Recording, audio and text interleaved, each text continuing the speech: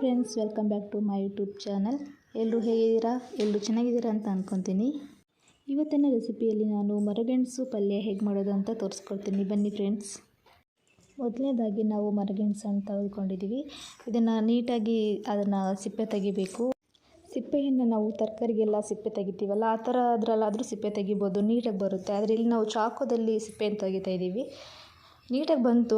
ಈ ಥರ ಸಿಪ್ಪೆ ಎಲ್ಲ ತೆಗೆದಾದ್ಮೇಲೆ ಅದನ್ನು ನೀಟಾಗಿ ಸಣ್ಣ ಸಣ್ಣದಾಗಿ ಕಟ್ ಮಾಡ್ಕೋಬೇಕು. ತೀರಾ ಸಣ್ಣದೇನು ಬೇಡ, ಒಂದು ಮೀಡಿಯಮ್ ಸೈಜಲ್ಲಿ ಕಟ್ ಮಾಡ್ಕೋಬೇಕು. ಈ ಮರಗೆಣಸಿಂದ ಪಲ್ಯ ಮಾತ್ರ ಅಲ್ಲ, ಇದರಲ್ಲಿ ತುಂಬ ವೆರೈಟಿ ಮಾಡ್ತಾರೆ. ಇದರಲ್ಲಿ ಉಪ್ಪಿಟ್ಟು ಮಾಡ್ತಾರೆ, ಮತ್ತು ಪಕೋಡ ಮಾಡ್ತಾರೆ, ಮತ್ತು ದೋಸೆ ಕೂಡ ಮಾಡ್ತಾರೆ ಇದರಲ್ಲಿ. ನಂತರ ಈ ಥರ ಹೋಳುಗಳಾಗಿ ಕಟ್ ಮಾಡ್ಕೊಂಡಾದಮೇಲೆ ಇದನ್ನು ಒಂದು 2-3 ಸಲ ವಾಶ್ ಮಾಡಬೇಕು. 2-3 ಸಲ ವಾಶ್ ಮಾಡಿ ನಾನು ಡೈರೆಕ್ಟಾಗಿ ಕುಕ್ಕರಿಗೆ ಹಾಕ್ಕೊಂಡಿದ್ದೀನಿ. ಸುಮ್ಮನೆ ಯಾಕೆ 2 ಪಾತ್ರೆಗಳನ್ನ ಯೂಸ್ ಮಾಡೋದು ಅಂತ ಅದಕ್ಕೆ ಡೈರೆಕ್ಟಾಗಿ ಕುಕ್ಕರಿಗೆ ಹಾಕ್ಕೊಂಡಿದ್ದೀನಿ. ಈ ಮರಗೆಣಸು ಪಲ್ಯವನ್ನು ಬೆಳಗಿನ ಜಾವ ಬ್ರೇಕ್ಫಾಸ್ಟಿಗೂ ಸಹ ತಿನ್ಬೋದು. ಯಾಕಂದರೆ ಇದು ತಿಂದರೆ ಜಾಸ್ತಿ ಹೊಟ್ಟೆ ಹಸಿವೆ ಆಗೋದಿಲ್ಲ. ಅದಕ್ಕೆ ನಾನು ಕೂಡ ಇವತ್ತು ಇದನ್ನು ಬೆಳಗಿನ ಬ್ರೇಕ್ಫಾಸ್ಟ್ಗೋಸ್ಕರನೇ ಮಾಡಿದ್ದು. ನಂತರ ಗೆಣಸನ್ನು ತೊಳೆದ್ಬಿಟ್ಟು ಕುಕ್ಕರಿಗೆ ಹಾಕ್ಕೊಂಡಾದ್ಮೇಲೆ ಅದು ಮುಳುಗುವಷ್ಟು ನೀರು ಹಾಕಿದ್ರೆ ಸಾಕು.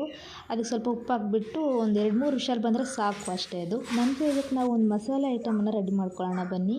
ಒಂದು ಸಣ್ಣ ಜಾರಿಗೆ ಸ್ವಲ್ಪ ಹಸಿಮೆಣಸು, ಬೆಳ್ಳುಳ್ಳಿ ಮತ್ತು ಜೀರಿಗೆ ಮತ್ತು ಸ್ವಲ್ಪ ಅರಿಶಿಣ ಪುಡಿ ಹಾಕಿದರೆ ಸಾಕು, ಅಷ್ಟೇ ಮಸಾಲೆಗೆ. ಅದನ್ನು ಚೆನ್ನಾಗಿ ಗ್ರೈಂಡ್ ಮಾಡಾದಮೇಲೆ ಮಸಾಲೆ ಸ್ವಲ್ಪ ನುಣ್ಣಗಾದಮೇಲೆ ಇದಕ್ಕೆ ಒಂದು ಸ್ವಲ್ಪ ಕಾಯಿಯನ್ನು ಸ್ವಲ್ಪ ಹಾಕಬೇಕಾಗುತ್ತೆ. ಕಾಯಿ ಹಾಕಿಬಿಟ್ಟು ಒಂದು ರೌಂಡ್ ಹೊಡೆಸಿದ್ರೆ ಸಾಕು ಮಿಕ್ಸಿಯಲ್ಲಿ. ಜಾಸ್ತಿ ಏನು ಹೊಡ್ಸೋದು ಬೇಡ, ಅದು ಜಾಸ್ತಿ ನುಣ್ಣಗಾಗೋದೇನು ಬೇಡ, ಒಂದು ರೌಂಡ್ ಹೊಡೆಸಿದ್ರೆ ಸಾಕು ಅಷ್ಟೇ.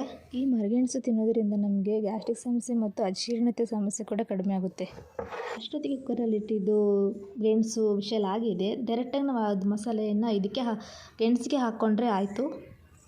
ಈ ಮಸಾಲೆಯನ್ನು ಹಾಕಿಬಿಟ್ಟು ಮುದ್ದೆ ಕೋಲಿನಿಂದ ಚೆನ್ನಾಗಿ ಮಿಕ್ಸ್ ಮಾಡಿದರೆ ಇವತ್ತಿನ ಬ್ರೇಕ್ಫಾಸ್ಟ್ ರೆಡಿಯಾಗಿದೆ ಫ್ರೆಂಡ್ಸ್. ನಿಮ್ಮನೇಲೂ ಸಹ ಬೆಳಗಿನ ಬ್ರೇಕ್ಫಾಸ್ಟಿಗೆ ಮಾಡಿ ಫ್ರೆಂಡ್ಸ್. ತುಂಬ ಟೇಸ್ಟಾಗಿ ಚೆನ್ನಾಗಿರುತ್ತೆ. ಬಾಯ್.